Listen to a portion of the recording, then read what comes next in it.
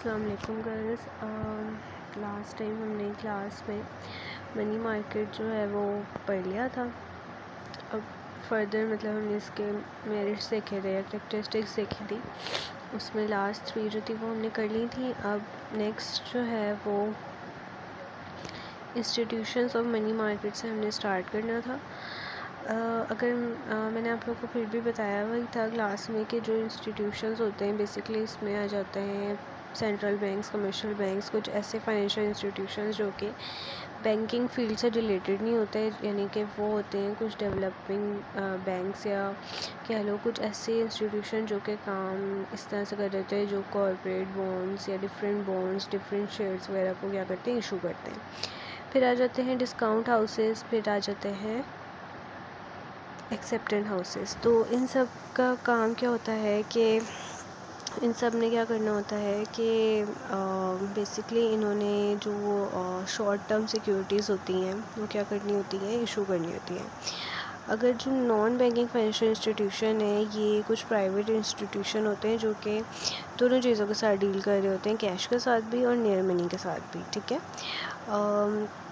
हाँ, ये सिमिलर होंगे किसके, कमर्शियल बैंक्स की तरह, लेकिन इन्होंने जो ऑपरेशनल काम होता है ना, जैसे डिपॉज़िट लेना एंड बॉन्ड्स लोन्स देना, इसके साथ इतना बैंकिंग फील्ड के साथ इनका ताल्लुक़ नहीं होगा। लेकिन ये क्या करेंगे, ये जो है वो नियर मनी यानी कि डिफरेंट सिक्योरिटीज़ के साथ डील करेंगे। फिर डिस्काउंट हाउसेस आ जाते हैं जो कि bill of exchange and different types of मतलब कह लो सिक्योरिटीज़ के साथ डील करेंगे। एंड इसके अलावा ये कि इसमें भी जो नेक्स्ट है एक्सेप्टेंस हाउसेस, इसमें भी बिल ऑफ एक्सचेंज और इस तरह की गारंटी जो सिक्योरिटीज़ होती हैं, जो गारंटर होता है उसने जो सिक्योरिटी ड्रॉ कराई हुई होती है, उन सारी चीज़ों के साथ डील करेंगे। अब हमने पहले इंस्टीट्यूशन देखे, अब हम वो इंस्ट्रूमेंट्स देखेंगे जो कि मनी मार्केट में यूज़ होते हैं। सबसे फर्स्ट है प्रॉमिसरी नोट्स।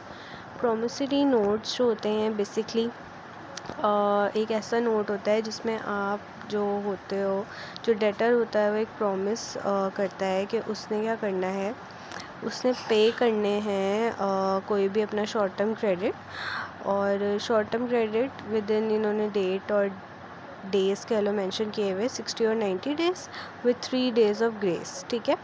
और इसमें क्या होता है कि प्रॉमिसरी नोट जो होता है बेसिकली कह लो आप प्रॉमिस होता है कि जिसमें आपने जो भी डेटर है वो ये प्रॉमिस करता है कि वो अपना जो भी क्रेडिट अमाउंट है वो टाइमली पे करता है। दूसरा ये कि ये बिल्स जो हैं प्रॉमिसरी नोट्स जो हैं ये बैंक से डिस्काउंट भी हो सकते हैं। फिर नेक्स्ट वन है bill of exchange. Bill of exchange भी जो है वो प्रॉमिसरी नोट की तरह ही है, लेकिन ये एक नेगोशिएबल इंस्ट्रूमेंट की तरह भी यूज़ होता है। और ये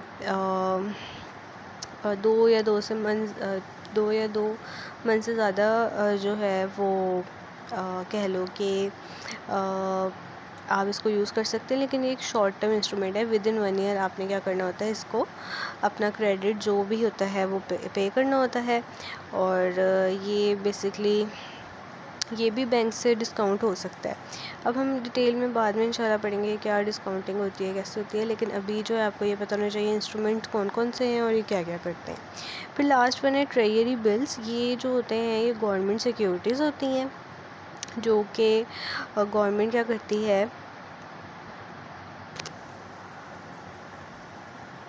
गवर्नमेंट जो है वो ये इशू करती है जब उन्हें नीड होती है, कह लो अर्जेंट बेसिस पे शॉर्ट टर्म सिक्योरिटीज़ की और पैसों की, और वो इन सिक्योरिटीज़ को इशू कर देती है जिस पे इंटरेस्ट बहुत मिनिमम होता है। इन सिक्योरिटीज़ पे जो ट्रेजरी बिल्स हैं सबसे कम इंटरेस्ट रेट होता है, और इसलिए इसमें रिस्क फैक्टर भी जो होता है वो बहुत ज़्यादा कम होता है।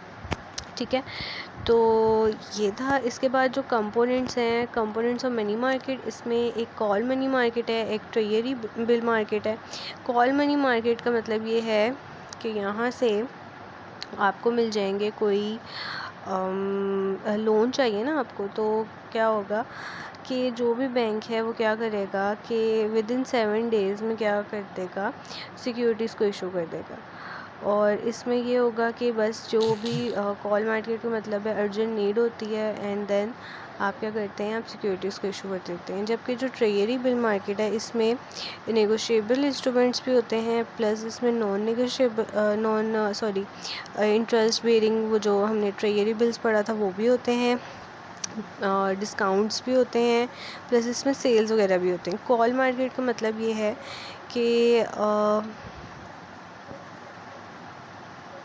कि जब भी कॉल मार्केट में ये होगा कि जो भी लेंडर है ना, जब उसकी नीड समझ लो पूरी हो जाएगी तो वो सिक्योरिटीज़ वापस भी ले सकता है।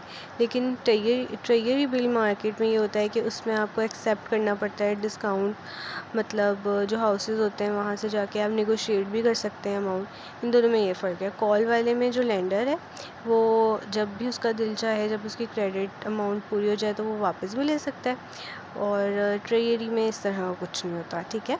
और मनी मार्केट ऑफ पाकिस्तान, इसको जस्ट आप रीड कर लिएगा, बाकी हम कल पढ़ेंगे।